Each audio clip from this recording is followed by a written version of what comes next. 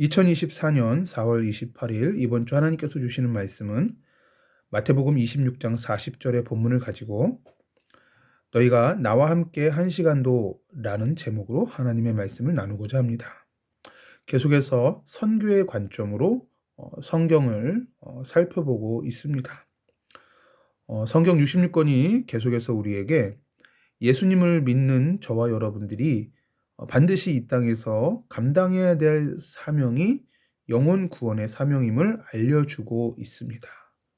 그런데 이 영혼 구원의 사명, 언어와 문화가 같은 곳에서는 전도라고 하고 언어와 문화가 다른 영혼들에게 전하는 것을 선교라고 하는데, 이 전도와 선교는 결국 예수가 그리스도이시요 살아계신 하나님의 아들이심을 전하는 복음을 전하는 것을 선교라고 전도라고 하는데, 본질적으로는 같은 내용이지요.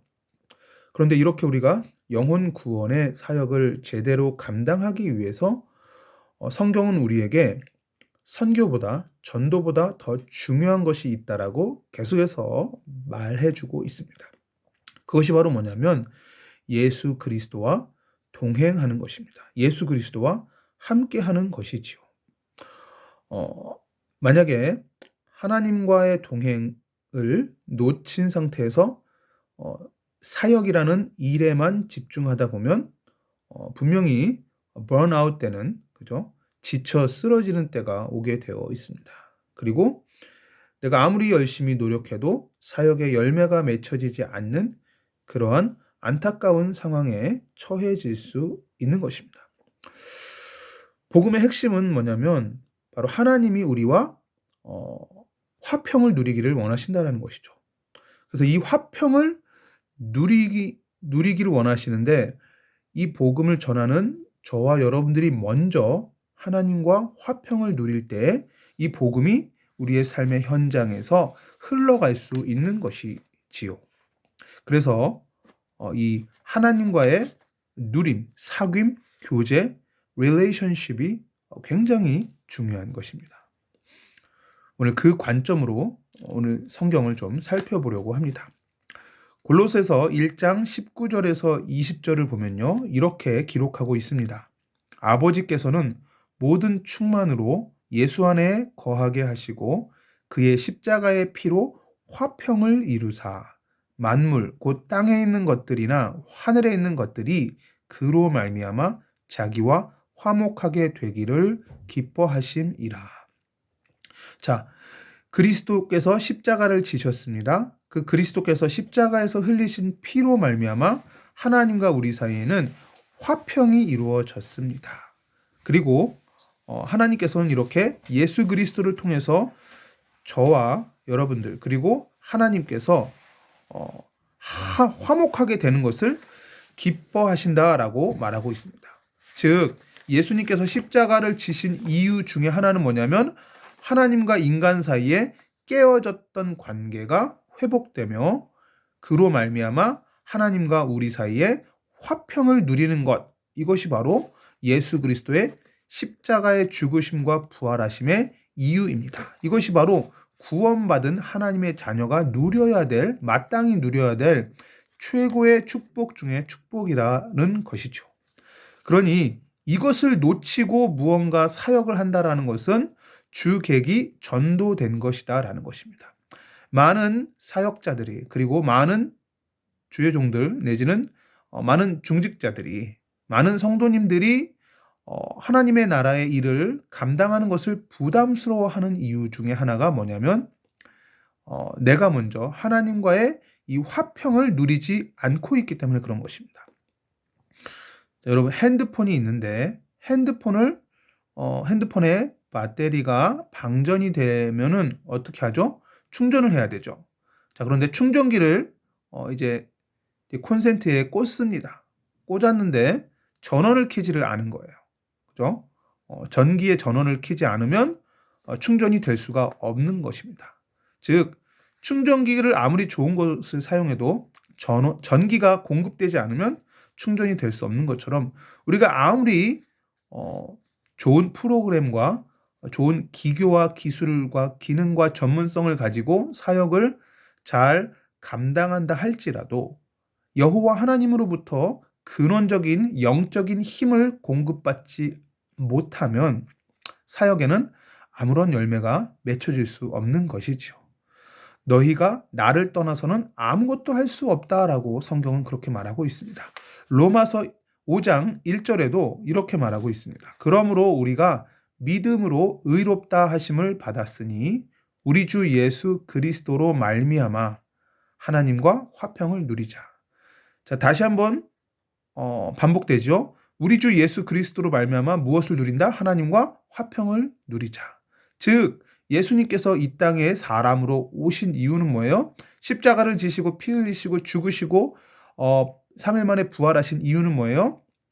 우리가 하나님과 화평을 누리도록 하기 위함입니다. 그래서 여러분 예수님 안에서 참된 안식과 참된 기쁨과 평안이 있습니다. 예수님은 하나님 만나는 유일한 길입니다. 예수님은 하나님과 화평을 누리는 유일한 길입니다. 그러므로 여러분 인생에서 예수를 끊임없이 바라보시고 묵상하시고 예수님에게 집중하시기를 바랍니다. 우리의 모든 시선을 예수 그리스도께 집중할 때 하나님의 일이 시작되죠. 찬양도 있잖아요. 시선이라는 찬양 있잖아요. 그죠? 내게로부터 눈을 들어 여호와 하나님을 바라볼 때 하나님의 역사가 시작되는 것입니다. 히브리서 3장 1절에도 이렇게 말하죠. 그러므로 함께 하늘의 부르심을 받은 거룩한 형제들아. 우리 모두가 다 함께 하늘의 부르심을 받은 거룩한 형제들이죠. 우리가 믿는 도리의 사도이시며 대제사장이신 예수를 어떻게 하라?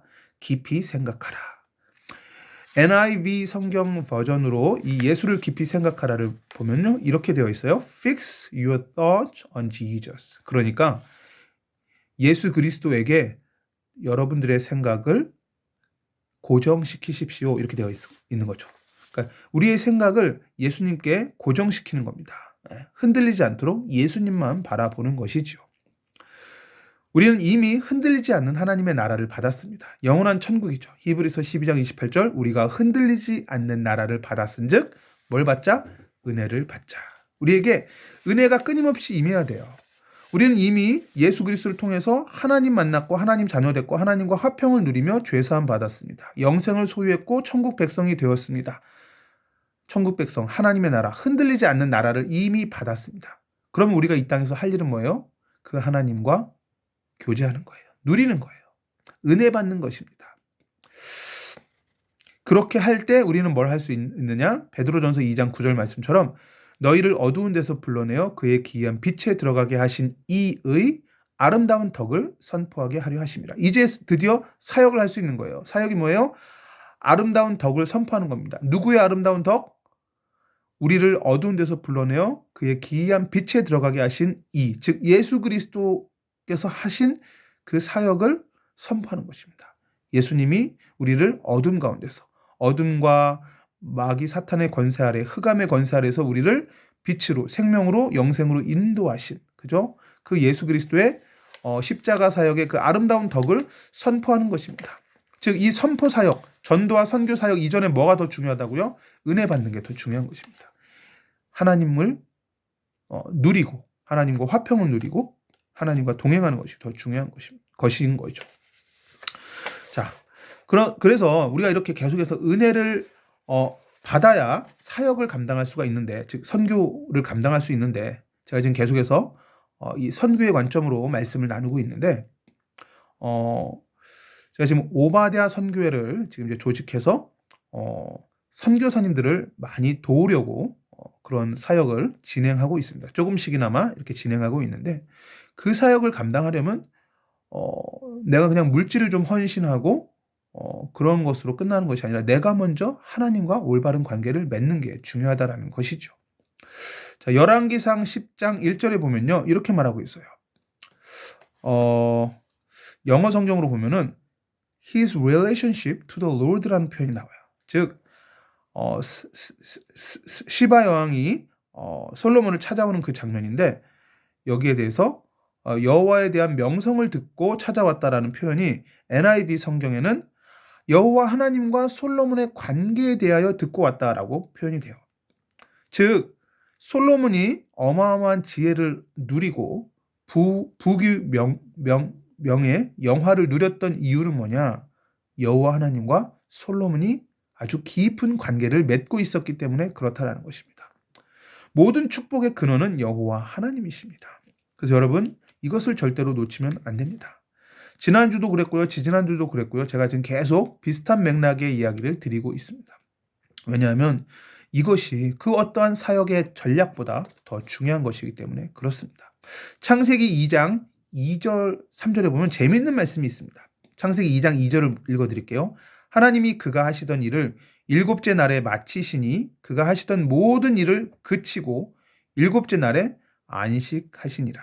자, 분명히 천지창조는 6일 만에 끝났습니다. 그리고 일곱째 날에는 안식을 했습니다. 그런데 오늘 이 창세기 2장 2절의 본문에서는 하나님이 그가 하시던 일을 여섯째 날에 마치시고 일곱째 날에 안식했다가 아니라 일곱째 날에 마치셨다라고 표현하고 있습니다.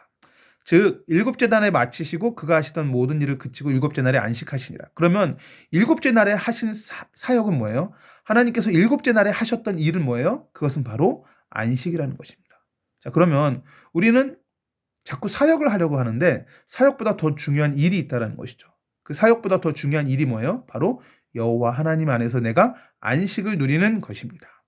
아멘이시죠? 창세기 2장 3절에도 계속해서 이렇게 말해요. 하나님이 그 일곱째 날을 복되게 하사 거룩하게 하셨으니 이는 하나님이 그 창조하시며 만드시던 모든 일을 마치시고 그날에 안식하셨습니다. 그죠? 일곱째 날에 뭐 하셨다고요? 안식하셨습니다. 하나님은 며칠 만에 천지를 창조하셨어요? 7일 만에 천지를 창조하셨습니다. 실제로는 6일 만에 천지를 창조하시고 일곱째 날에 하셨던 일, 사역은 무엇이에요? 바로 안식이라는 사역인 것입니다.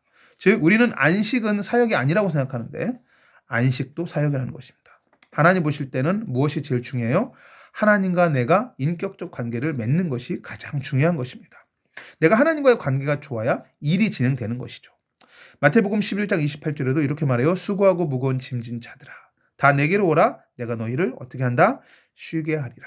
자, 우리가 예수님께로 가야 쉴 수가 있습니다.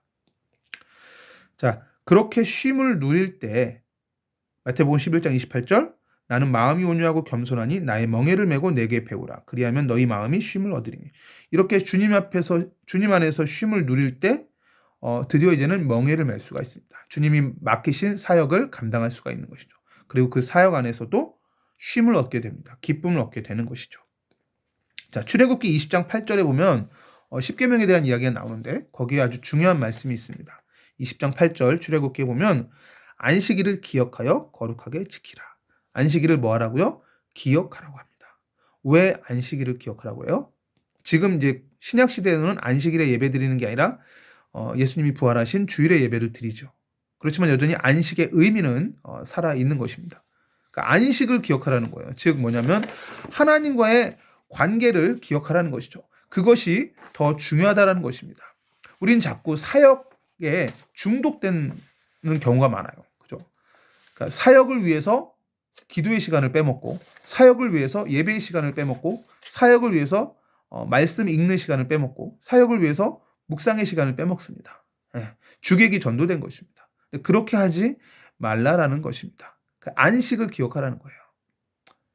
그래서 오늘 제가 마태복음 26장 40절을 제목으로 삼았는데 거기에 이렇게 말씀하고 있죠. 제자들에게 오사 그 자는 것을 보시고 베드로에게 말씀하시되 너희가 나와 함께 한 시간도 이렇게 깨어 있을 수 없더냐. 예수님께서 직접 말씀하신 거예요. 너희가 나와 함께 한 시간도 이렇게 깨어 있을 수 없더냐.